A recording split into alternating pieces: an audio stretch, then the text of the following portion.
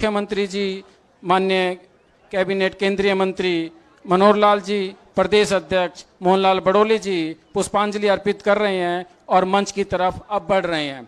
मैं मंच पर माननीय जगत प्रकाश नड्डा जी के पहुंचने पर, माननीय मुख्यमंत्री जी के पहुंचने पर और माननीय मनोहर लाल जी के पहुंचने पर स्वागत करता हूं। अब विधिवत रूप से कार्यक्रम शुरू होगा और मैं सभी मीडिया साथियों से, मीडिया के जितने भी साथी हैं जो आगे फोटो ले रहे हैं, इसके बाद वो तुरंत ही पीछे अपना अपना स्थान ले लें। ये कुछ क्षणों में ही कार्यक्रम विधिवत रूप से शुरू हो जाएगा। जिस तरह से भारतीय जनता पार्टी का रोड मैप अगले 5 साल का रखा जाएगा वो आपके सामने होगा। किस तरह से भारतीय जनता पार्टी अगले 5 साल हरियाणा के विकास के लिए, हरियाणा के उत्थान के लिए, विकसित हरियाणा के लिए काम करेगी, वो आपके सामने रखा जाएगा। मैं माननीय मंच पर उपस्थित सभी हमारे वरिष्ठ नेताओं का स्वागत करता हूं और विधिवत रूप से अपने कार्यक्रम की शुरुआत करता हूं। मैं आप सभी फोटोग्राफर और मीडिया के बंधुओं से वो फोटो लेकर अपना अपना स्थान ले ले ताकि कार्यक्रम में किसी प्रकार का विघ्न ना आए। आराम से। माननीय जगत प्रकाश नड्डा जी, हमारे राष्ट्रीय अध्यक्ष जी हमारे बीच में हैं। कुछ ही क्षणों में हरियाणा भारतीय जनता पार्टी का संकल्प पत्र आपके बीच में होगा। रोड मैप हरियाणा का आपके सामने होगा। माननीय मुख्यमंत्री जी भी और माननीय वरिष्ठ नेता सभी उपस्थित हैं, वो आपके सामने उनका विमोचन करेंगे।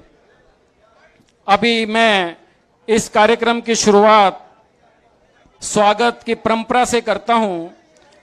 हमारे प्रदेश अध्यक्ष मोहनलाल कौशिक जी हमारे राष्ट्रीय अध्यक्ष जी को पगड़ी पहनाकर उनका स्वागत करेंगे। ये रखिए आराम से।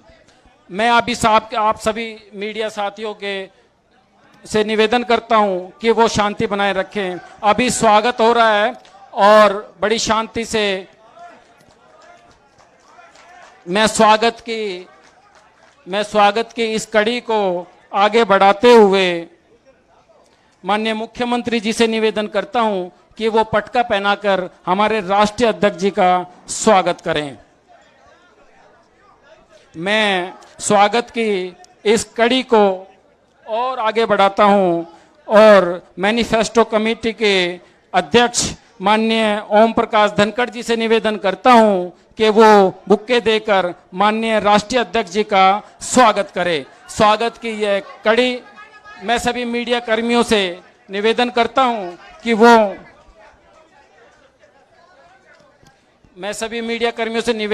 हूं कि वो शांति बनाए रखें और आपको पूरे फुटेज मिलेंगे, मैं आपको विश्वास दिलाता हूं। और अभी मैं इस कार्यक्रम को आगे बढ़ाते हुए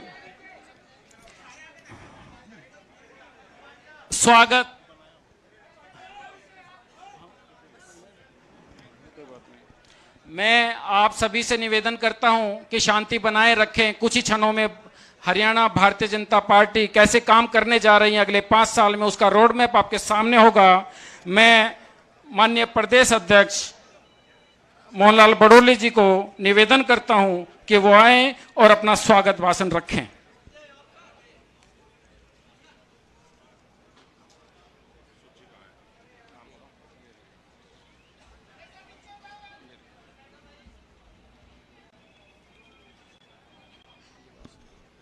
भारत माता की।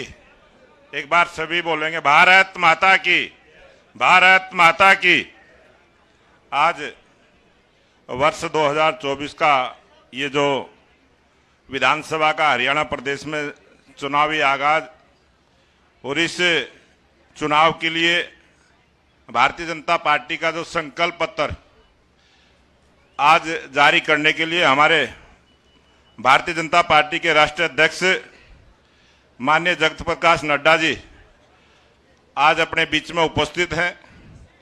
हमारे प्रदेश के लोकप्रिय मुख्यमंत्री नायब सिंह सैनी जी, हमारे पूर्व में मुख्यमंत्री रहे मनोहर लाल जी, वर्तमान में केंद्रीय मंत्री और इस संकल्प पत्र कमेटी के अध्यक्ष की जिम्मेवारी हमारे राष्ट्रीय सचिव ओम प्रकाश धनखड़ जी, केंद्रीय चुनाव समिति की सदस्य बहन सुधा यादव जी, राज्यसभा सांसद सुभाष बराड़ा जी, पूर्व प्रदेश अध्यक्ष रामविलास शर्मा जी, पूर्व सांसद अशोक तंवर जी, केंद्रीय मंत्री राव इंद्रजीत जी, केंद्रीय मंत्री कृष्णपाल गुर्जर जी, राज्यसभा सांसद रामचंद्र जांगड़ा जी, हमारे इस चुनाव की जो समिति बनी इसके संयोजक कुलदीप बिश्नोई जी, विशंबर वाल्मीकि जी पूर्व मंत्री, पूर्व में मेयर रहे मनमोहन गोयल जी और मंच पर आसीन सभी नेतागण,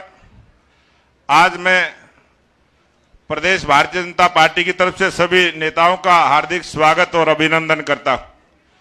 आज वर्ष 2024 के इस चुनाव को लेकर जो भारतीय जनता पार्टी का संकल्प पत्र बना है, उस संकल्प पत्र को हमारे राष्ट्रीय अध्यक्ष जगत प्रकाश नड्डा जी आज सभी मीडिया कर्मियों के सामने पूरे देश को प्रस्तुत करेंगे।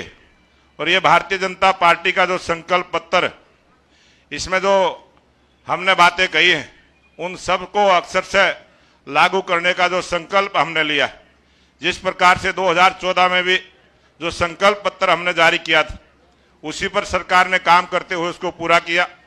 2019 के संकल्प पत्र को भी अक्षर से पूरा करते हुए हमारी सरकार ने काम किया है।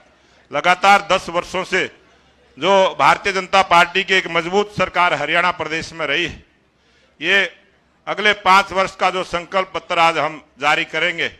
और मुझे पूरा विश्वास है हरियाणा प्रदेश में जिस प्रकार का वातावरण बना है, आने वाले इस चुनाव में भारतीय जनता पार्टी की स्पष्ट बहुमत की सरकार हमारे लोकप्रिय मुख्यमंत्री नायब सिंह सैनी जी के नेतृत्व में, जब 2024 के चुनाव के बाद जो सरकार बनेगी, हमारे लोकप्रिय मुख्यमंत्री नायब सिंह सैनी मुख्यमंत्री की शपथ लेंगे। इस प्रकार के विश्वास के साथ आज पूरे हरियाणा प्रदेश में जो वातावरण बना है, एक तरफा वातावरण जो भारतीय जनता पार्टी का बना है, ये हमारा राष्ट्रीय नेतृत्व जिस सोच के साथ चला है, हमारे राष्ट्रीय नेतृत्व देश के लोकप्रिय प्रधानमंत्री जिस प्रकार से तीसरी बार देश में प्रधानमंत्री का पद संभाला, इसी प्रकार से हरियाणा प्रदेश में भी भारतीय जनता पार्टी की सरकार बने, इसी निवेदन और आशा के साथ मैं निवेदन करूंगा। हमारे जो इस मैनिफेस्टो, इस संकल्प पत्र कमेटी के अध्यक्ष हैं ओम प्रकाश धनखड़ जी, वो भी अपनी बात को रखेंगे।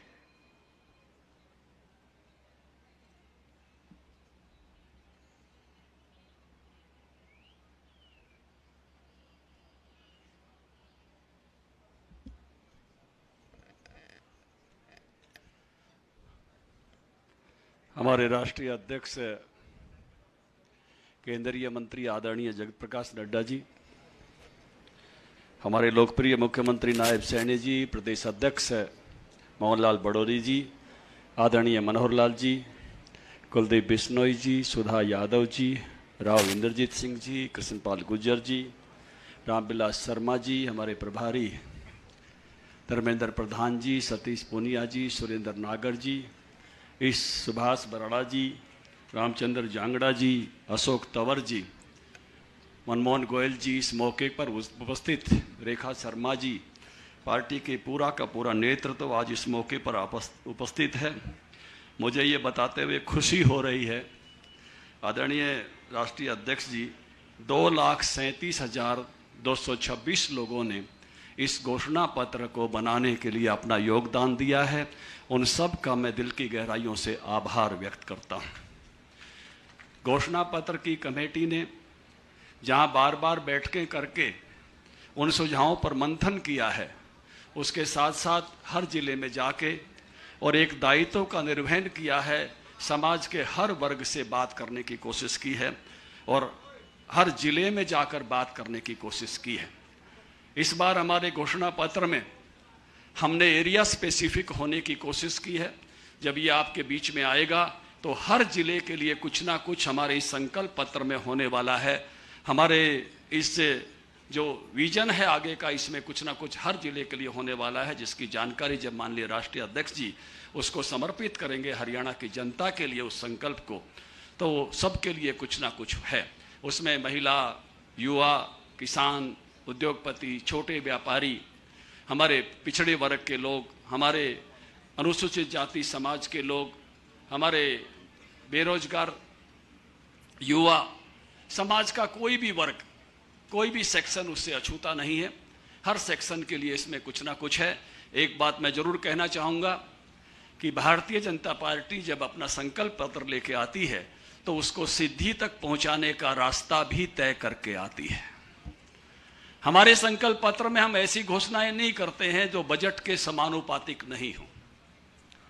हम ये विचार करके देखते हैं कि हमारे पास इतना बजट है, उसमें रेवेन्यू बजट इतना है जिसमें से हम कोई पैसा काट नहीं सकते हैं, उसमें पूंजीगत बजट उसका 30% अगर हरियाणा में अभी औसत रूप से आता है, उस 30% बजट के साथ किस प्रकार से मैं जो कुछ हम संकल्प लेकर आए हैं उसको सिद्धि में बदल सकते हैं। हमारा, मैं जोर देकर इस बात को कह रहा हूं कि हमारा संकल्प पत्र रिसोर्सेज के हिसाब से है, क्योंकि जो कहा जाता है अपने हरियाणा में, तेते पाव पसारिये जेती लंबी सोड़, लेकिन बहुत सारी पार्टियां ऐसा घोषणा पत्र लेके आती हैं कि उनका कभी ऊपर से ढक जाए तो नीचे, और नीचे से अगर वो सोड़ ओढ़े तो ऊपर वाला खाली रहता है, बजट के समानुपातिक नहीं होते।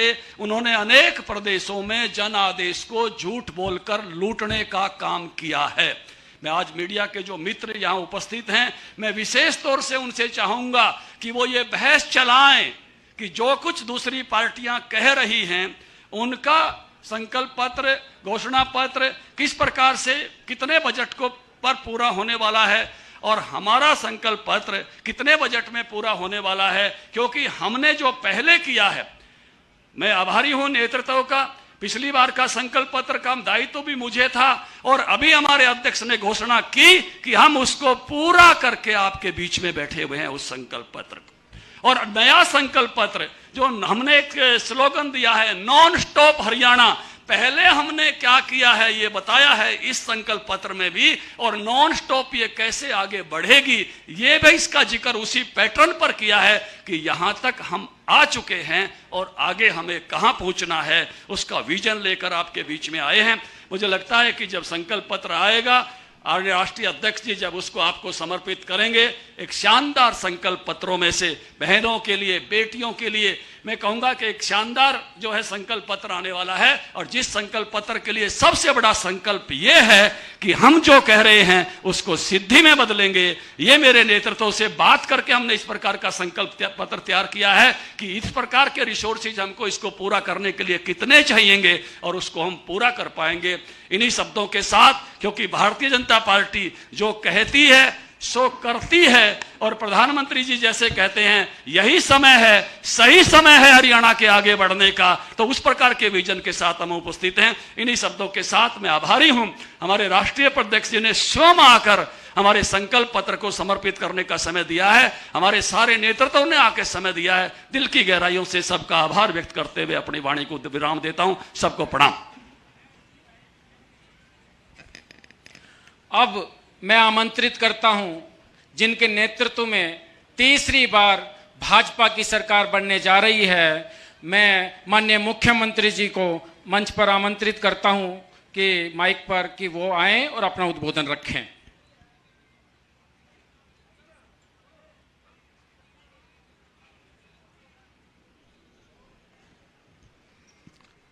आज हमारे लिए बहुत ही, हरियाणा के लिए गर्व का दिन है।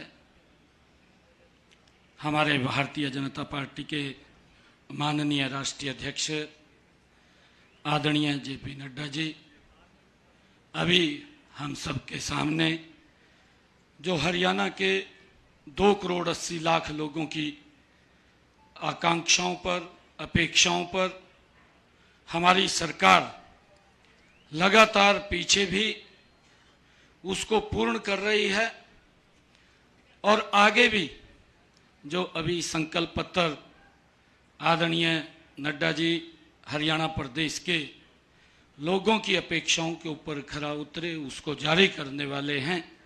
मैं आज इस रोहतक की भूमि पर आदरणीय नड्डा जी का बहुत बहुत स्वागत करता हूं और सभी हमारे पार्टी के सीनियर लीडरशिप, सभी केंद्रीय मंत्री, सभी हमारे पार्टी के प्रमुख पदाधिकारी, हमारे प्रभारीगण, मित्रों, आज जो मैनिफेस्टो आदरणीय संकल्प पत्र नड्डा जी जारी करेंगे, ये हमारे लिए कोई चुनावी या घोषणा नहीं है। और आज मैं कह रहा हूं कि ऐसा भी नहीं है कि हमारे लिए यह हमारा संकल्प है, हमारा ध्येय है, हमारा लक्ष्य है। हमने जो कहा है उसको पूरा किया है। मैं अगर आप लोगों को थोड़ा पीछे ले जाकर के बताना चाहता हूं कि हमने 2014 में जो हमारा मैनिफेस्टो था, आप उसको उठा करके देखेंगे, हमने उसको 100% लागू किया है। 2000 जिसमें लगभग 187 वायदे हमने किए थे, हमने 187 संकल्प उसके अंदर लिए थे। 187 के 187 हमने 2014 में पूरे किए हैं। हमने 2019 का अगर मैनिफेस्टो हम देखें, उसमें भी हमने लगभग 265 लोगों से जो उनके सुझाव आए थे उसके ऊपर संकल्प लिया था। ऐसे 265 वायदे थे जिसके ऊपर हमने संकल्प लिया। हमने उनको पूर्ण रूप से धरातल के ऊपर उतारने का काम वह हमारी सरकार ने किया है। आप हमारे मैनिफेस्टो को देख सकते हैं और हमने जो वायदा किया उसको पूरा किया है। तभी जनता भाजपा पर भरोसा करती है। बाकी पार्टी का मैनिफेस्टो, दूसरे दलों के जो मैनिफेस्टो हैं, जो उनके घोषणा पत्र हैं, अगर आप उनको उठा करके देखेंगे तो एक ऐसी स्थिति ध्यान में आती है। एक विज्ञापन चलता है, भ्रामक विज्ञापन, जैसे 2 दिन में जीवन बदल जाएगा। उस तरह के वादे होते हैं विपक्षी दलों के मैनिफेस्टो के अंदर। एक सजबाग दिखाते हैं, एक चकाचौंध लेकर के आते हैं। हमने देखा है कि उनके जो वायदे हैं, जो उन्होंने अपने मैनिफेस्टो के अंदर घोषणाएं की हैं, और चुनाव के बाद लोग मैनिफेस्टो को उठाकर नहीं देखते कि क्या कहा था, और हम चुनाव के बाद पहला काम अपने वादों को पूरा करने का करते हैं। और इस बार भी हम यही करेंगे। हमारे घोषणा पत्र में लिखी हर एक बात 8 तारीख को रिजल्ट आने के बाद हम अपने संकल्प पत्र के ऊपर गति से काम शुरू कर देते हैं। और इसका उदाहरण आप देखेंगे कि जो वायदा हमने किया इस घोषणा पत्र से पहले ही कर दिया। और अपने हरियाणा के युवाओं से भी हमने ये बात कही है कि अभी तो घोषणा पत्र भी नहीं, वो आज जारी हो रहा है। हमने जो हमारे 24,000 युवा साथी थे जिनका रिजल्ट रोक दिया गया, वो कांग्रेस के भर्ती रोको गए जो हुड्डा साहब के द्वारा प्रायोजित है। 24,000 युवाओं की भर्ती को वो रोक दिया गया। और हमने ये संकल्प लिया है कि हम इन 24,000 युवाओं को पहले ज्वाइनिंग लेटर देंगे और बाद में हम शपथ लेंगे, क्योंकि हमारी जो पार्टी, हमारी सरकार है, युवाओं के साथ हम मजबूती से खड़े हैं। उनके साथ कोई समझौता हम नहीं करते हैं। हमने जो वायदे किए थे उन वायदों को पूरा करना हमारी सरकार का प्रथम दायित्व है। कांग्रेस अपने झूठे वादों और उन वादों के वजन में ही उसकी दलदल में फंस जाती है। यह बात आज आप नोट कर लीजिए।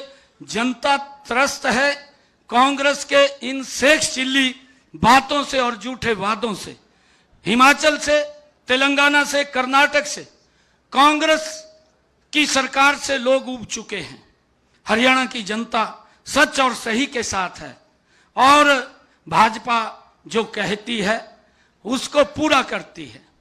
कांग्रेस ने जिस प्रकार के वायदे किए हैं, कांग्रेस ने कहा कि खटाखट और टकाटक की जो कांग्रेस की जुगलबंदी है, भारतीय जनता पार्टी उसमें विश्वास नहीं करती है।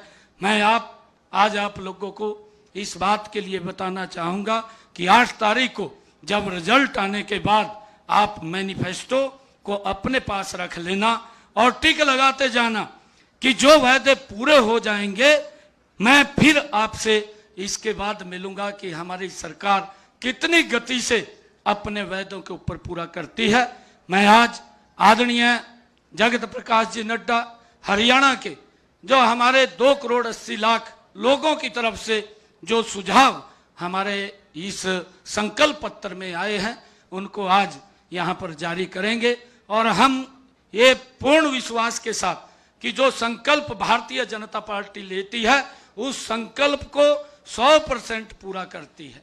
कांग्रेस ने हमेशा देश के लोगों के साथ, प्रदेश के लोगों के साथ वायदे तो किए हैं परंतु उन वादों को घोषणा में ही रह गए हैं, पूरा नहीं हुए हैं और लोग आज उनकी असलियत को जान चुके हैं। और हमारा जो वायदा है वो वायदा जनता के साथ है, जनता के साथ मिलकर के उसको पूरा करने की जिम्मेवारी हमारी है। मैं आज इस अवसर के ऊपर आदरणीय नड्डा जी को आज संकल्प पत्र हरियाणा की जनता की अपेक्षाओं के ऊपर आज जारी कर रहे हैं। मैं नड्डा जी का धन्यवाद करता हूं और हरियाणा की जनता को मैं बहुत बहुत बधाई देता हूं कि जो हमारा संकल्प पत्र है उसको पूरा करने की जिम्मेवारी हमारी है। आदरणीय प्रधानमंत्री जी ने जो शब्द कहा था ज्ञान, हमारा जो संकल्प पत्र है उस बात के ऊपर वो 100% मजबूती से उतरेगा। गरीब को इस संकल्प पत्र में उसका ध्यान किया गया है और युवाओं को इस संकल्प पत्र में ध्यान किया गया है मजबूती से उनकी तरफ, और अन्नदाता की तरफ हमारी इस संकल्प पत्र के अंदर उनके बारे में मजबूती से काम किया गया है और हमारी नारी है उसको सशक्त करने का इस संकल्प पत्र के अंदर उनकी भावनाओं को समाहित किया गया है।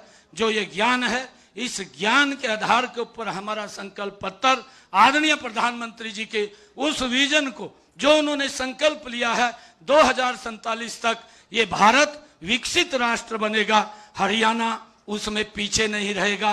हरियाणा के 2 करोड़ 80 लाख लोग इस संकल्प पत्र के साथ चलते हुए आदरणीय प्रधानमंत्री जी के साथ सहयोग करते हुए भारत को विकसित राष्ट्र बनाने में अपना योगदान मजबूती से देंगे। मैं आदरणीय नड्डा जी का पुनः बहुत बहुत धन्यवाद और स्वागत करता हूं। इन्हीं शब्दों के साथ जय हिंद, जय भारत। बहुत बहुत धन्यवाद माननीय मुख्यमंत्री जी। तो दोस्तों अब वो घड़ी आ गई है भारतीय जनता पार्टी के संकल्प पत्र के विमोचन की, और मैं माननीय स्टेज पर बैठे सभी नेताओं से ये निवेदन करूंगा, माननीय जगत प्रकाश नड्डा जी से ये निवेदन करूंगा कि वो विमोचन करे हमारे संकल्प पत्र के जो अगले 5 साल का रोड मैप है भारतीय जनता पार्टी का।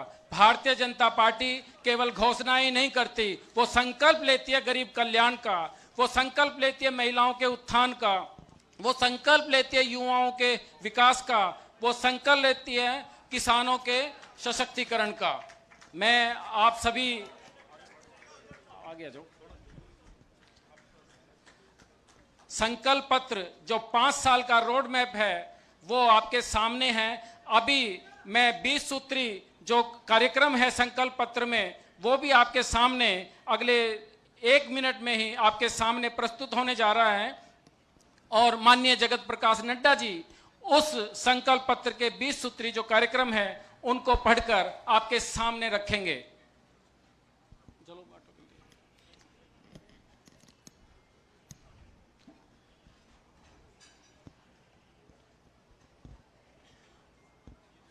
सभी के आदमी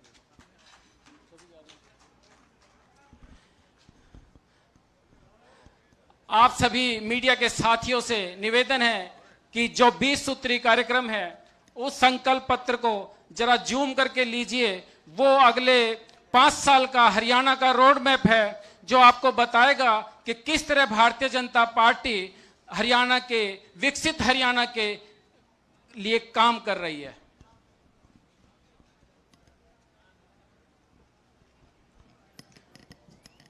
बहुत बहुत धन्यवाद माननीय अध्यक्ष जी। मैं मंचासीन सभी अपने वरिष्ठ नेताओं से का बहुत बहुत धन्यवाद करता हूं। और अब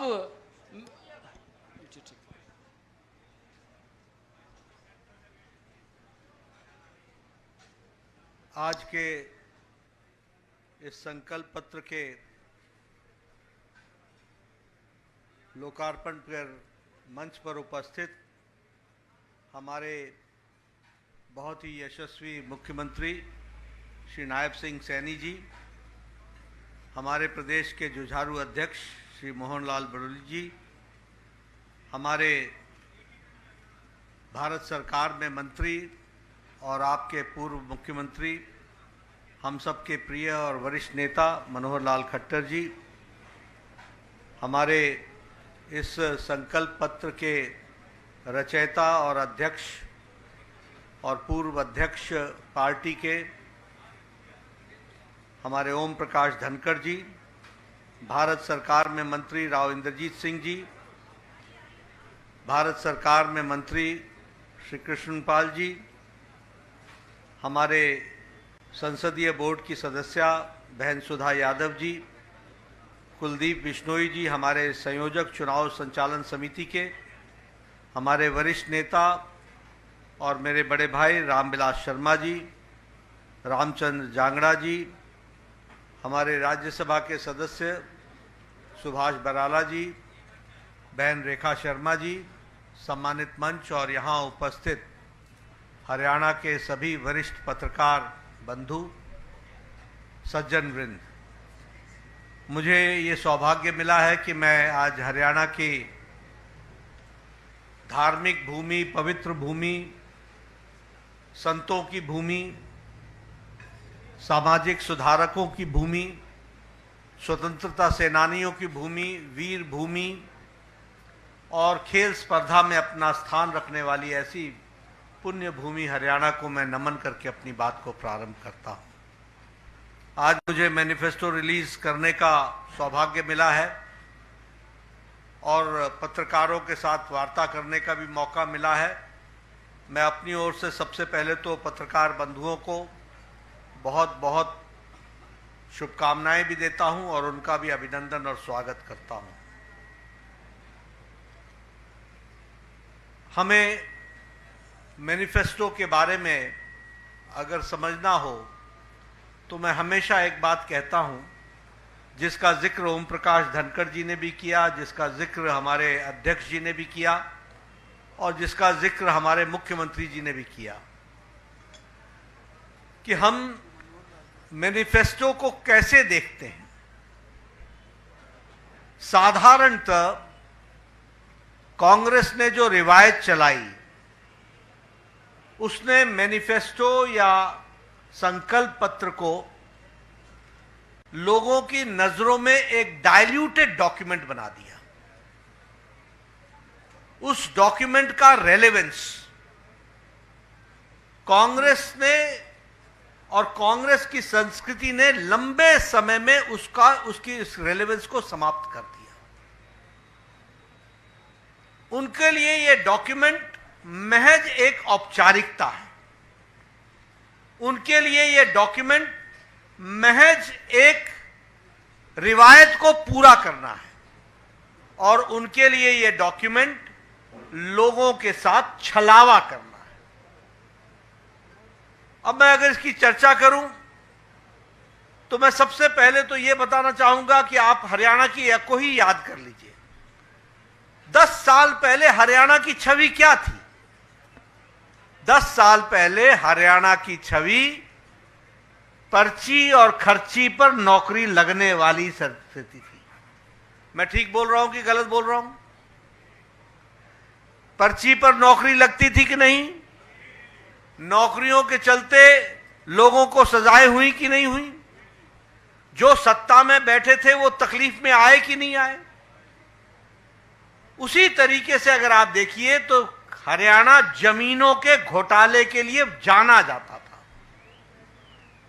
तो अगर हम उन पार्टियों की चर्चा करें तो उनका मैनिफेस्टो, रियल मैनिफेस्टो तो यह था, जमीन का घोटाला, औने पौने दाम में जमीन को लेना और उससे मुनाफा कमाना, किसानों की जमीन को हड़पना और उसके लैंड यूज को बदलना, ये सारी, आप बताइए 10 साल पहले भ्रष्टाचार की छवि थी कि नहीं सरकारों की?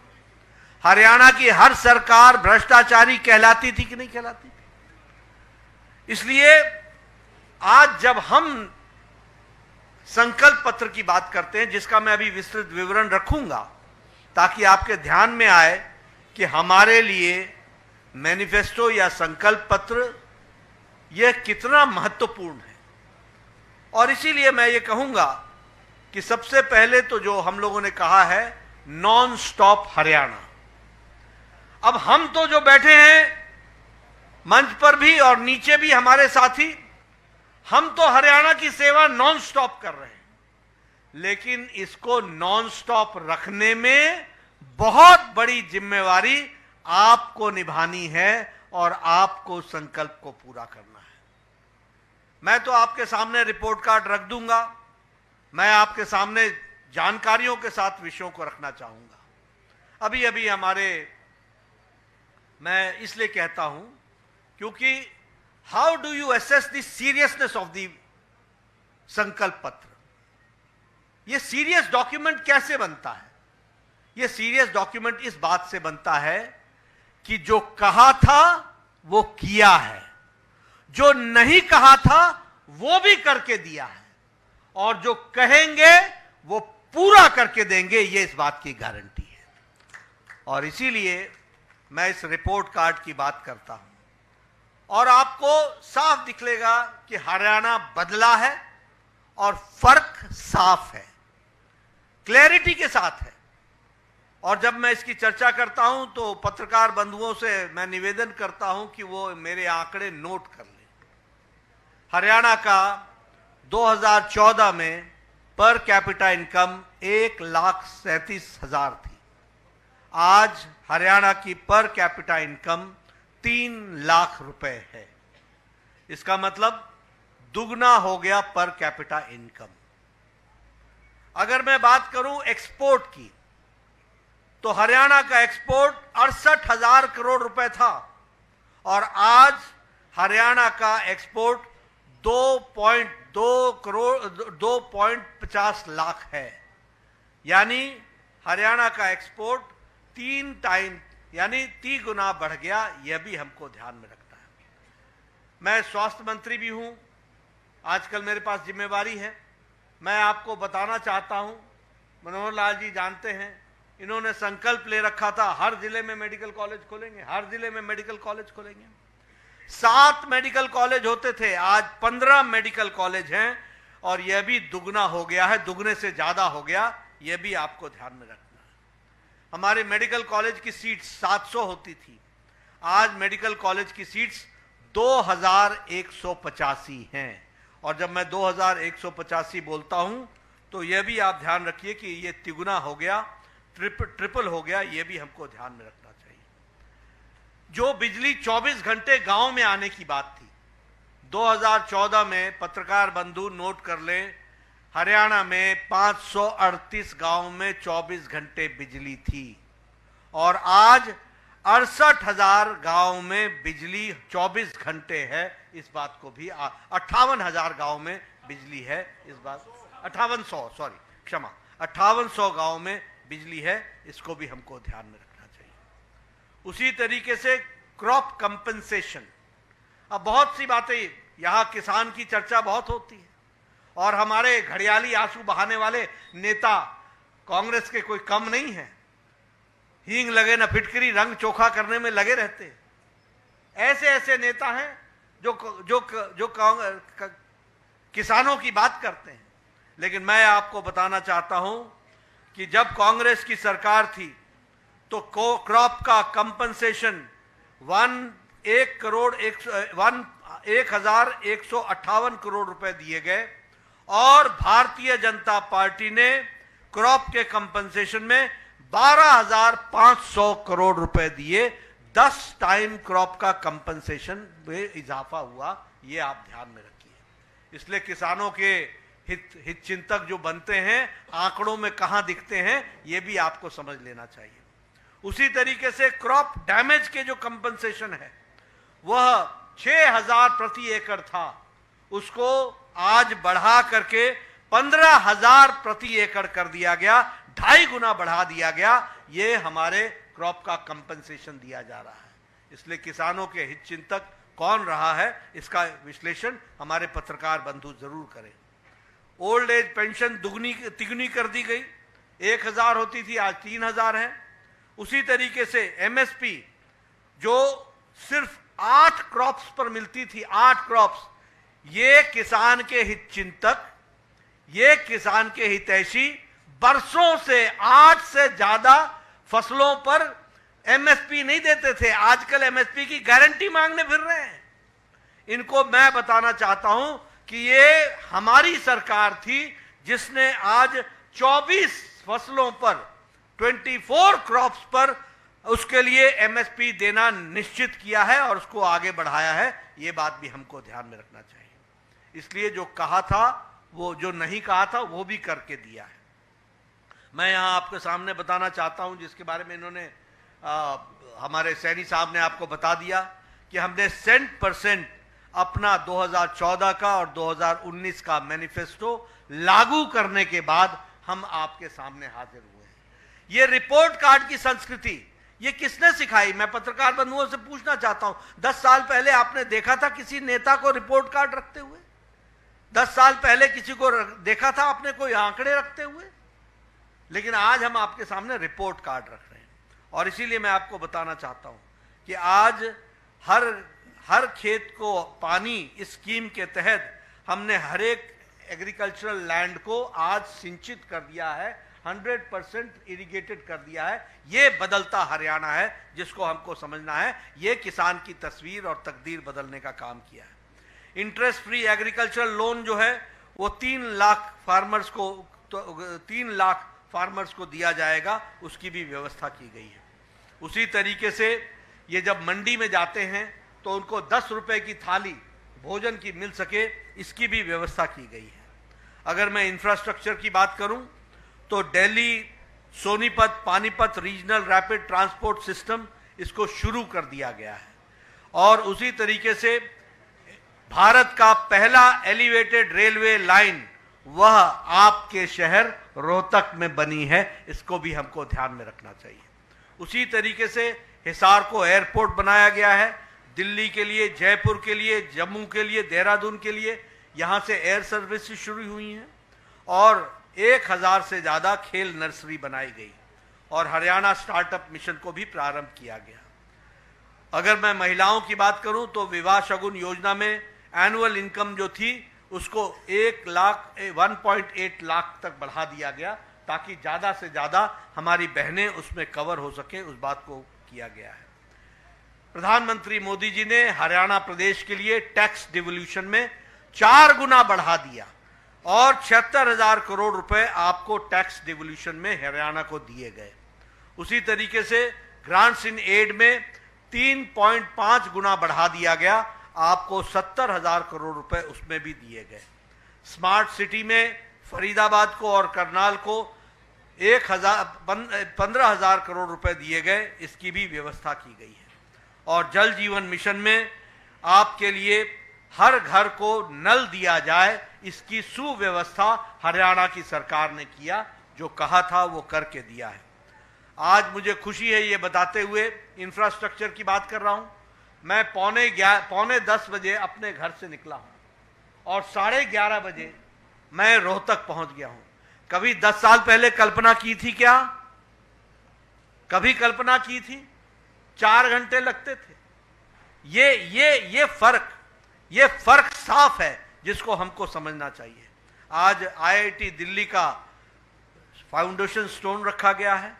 आपके यहां कैंसर का सेंटर, एम्स का एक्सटेंडेड बिल्ड प्रोग्राम वो झज्जर में किया गया है। उसी तरीके से योगा और नेचुरोपैथी झज्जर में खोल दिया गया है। राव इंद्रजीत सिंह साहब यहां बैठे हैं, इनको पता है all India institute of medical sciences, आज वो रेवाड़ी में उसका काम शुरू कर दिया गया है। उसी तरीके से मेट्रो का गुड़गांव में 5,450 करोड़ रुपए की लागत से उसका भी स्टोन रख दिया गया है, उसको भी काम को शुरू किया गया है। हीरा में यानी हाईवेज, इंटरनेट, रेलवेज और एयरपोर्ट्स में हम आगे बढ़े हैं।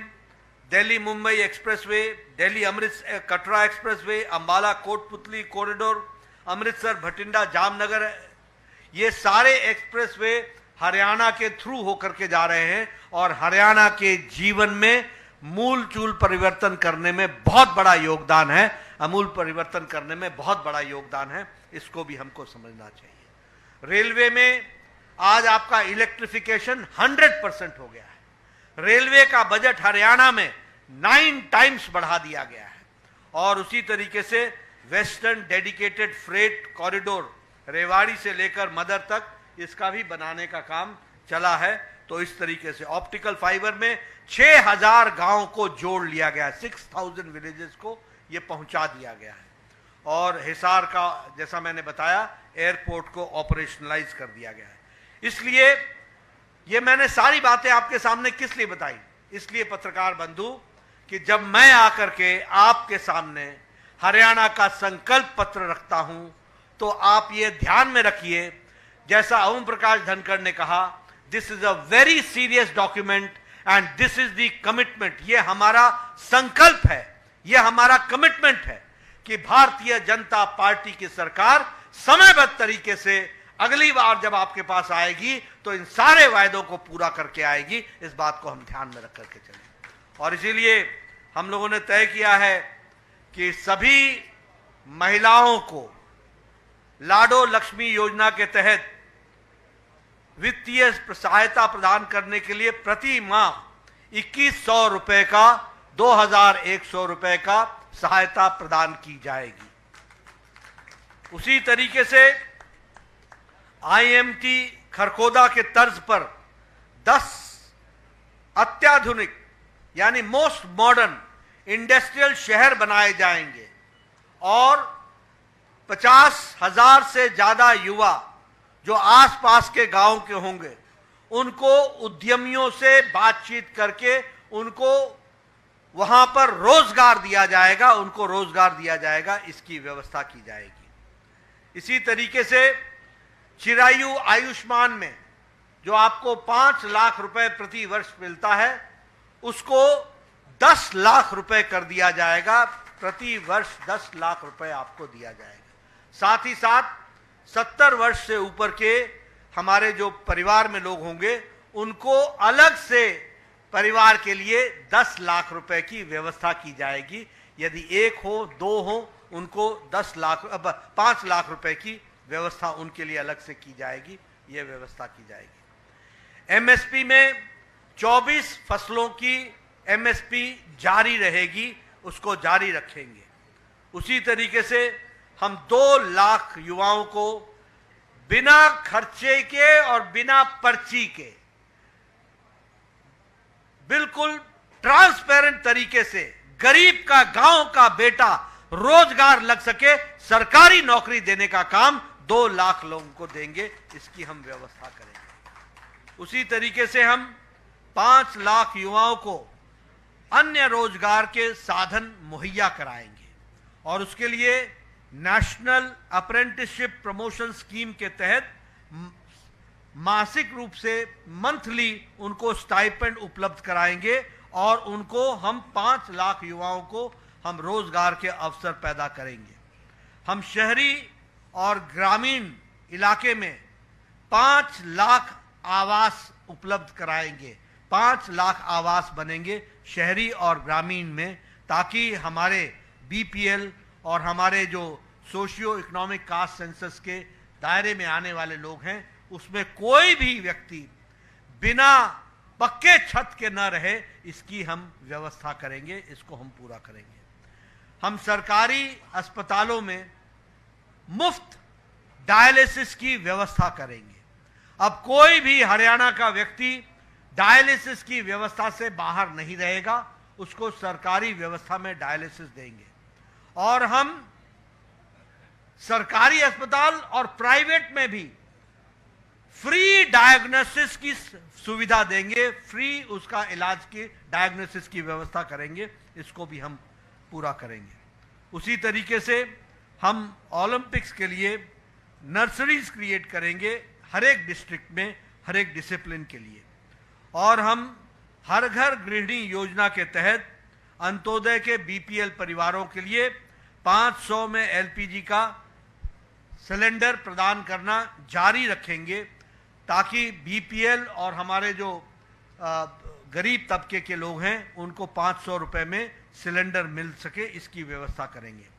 कॉलेज जाने वाले हमारी अव्वल बालिका योजना के तहत महिला छात्राओं को हम स्कूटी का अरेंजमेंट करेंगे, उनको हम स्कूटी देंगे, इसकी हम व्यवस्था करेंगे। एक बहुत महत्वपूर्ण योजना अग्निवीर योजना में हरियाणा सरकार उनको सरकारी नौकरी की गारंटी देगा और उनको सरकारी नौकरी में अग्निवीर योजना में जोड़ेगा।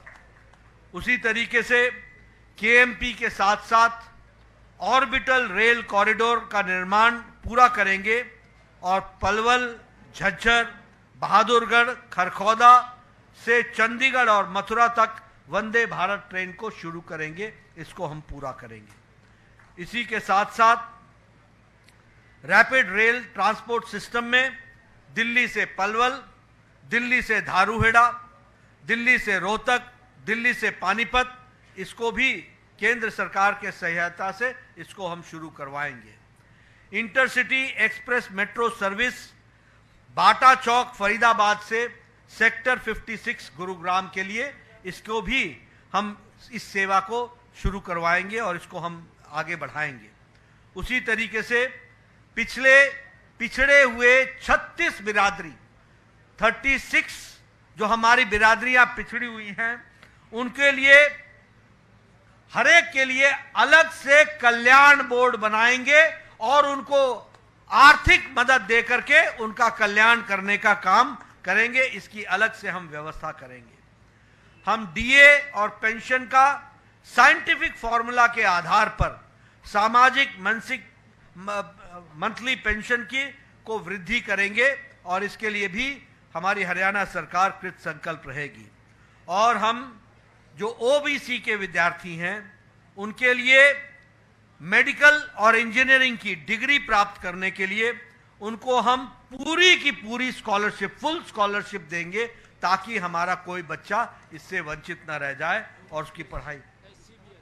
ओबीसी, एससी और एसटी, इन सब के लिए हम ये मेडिकल कॉलेज और इंजीनियरिंग कॉलेज में हम व्यवस्था करेंगे और उनको पूर्ण स्कॉलरशिप दी जाएगी। हरियाणा के प्रदेश सरकार लोन के दृष्टि से 25 लाख रुपए बैकवर्ड क्लास के एंटरप्रेन्योर्स के लिए एडिशन, मुद्रा स्कीम से एडिशन, एससी और एसटी को तो मिलता ही है, लेकिन बैकवर्ड क्लास के लिए भी उसको हम जोड़ेंगे और उनको हम एंटरप्रेन्योर्स को मुद्रा स्कीम से अलग से 25 लाख रुपए का उनके मुहैया कराएंगे और उनको हम लोन देंगे और वो इंटरेस्ट फ्री लोन होगा। इस तरीके की हम व्यवस्था करेंगे। हरियाणा को शिक्षा का ग्लोबल एजुकेशन हब बनाएंगे और इसके लिए आर्टिफिशियल इंटेलिजेंस के मॉडल स्किल्स को भी हम उसमें प्रयोग करेंगे और उसको हम लाएंगे। ये जो हमारे अरावली के जंगल हैं, इसको हम 10,000 एकड़ की साउथ हरियाणा में हम इंटरनेशनल लेवल का सफारी बनाएंगे, ताकि टूरिज्म को हम अट्रैक्ट कर सकें। इस तरीके के हमारे 20 संकल्प हमने आपके सामने रखे हैं। ये 20 संकल्पों के साथ बाकी आपको मैनिफेस्टो की डिटेल्स मिल जाएगी, जिसमें बाकी सारी बातें हैं, लेकिन नॉन स्टॉप हरियाणा। अब हमारे तरफ से तो गाड़ी चलती रहेगी, सिग्नल आप ना डाउन करें इसकी चिंता आपको करनी पड़ेगी, हमारी गाड़ी बिना स्टॉप के चलती रहेगी। यह मैं आपसे निवेदन करने आया हूं और आपसे अपना लाइसेंस रिन्यू कराने के लिए आया हूं। इन्हीं शब्दों के साथ बहुत बहुत धन्यवाद।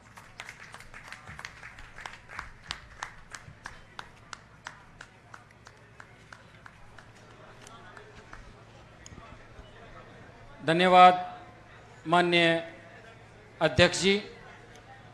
अब हम कार्यक्रम की समाप्ति की घोषणा करते हैं और मंचासीन सभी माननीय नेताओं से का धन्यवाद